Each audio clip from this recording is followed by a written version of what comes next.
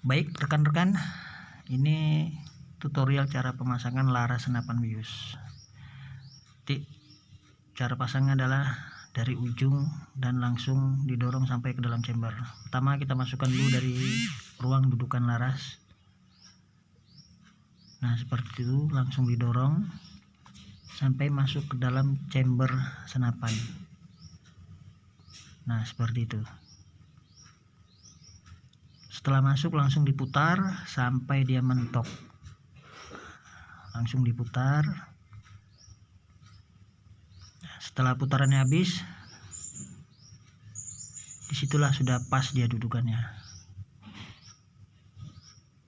Oke, semoga rekan-rekan bisa nanti merakitnya seperti itu. Terima kasih.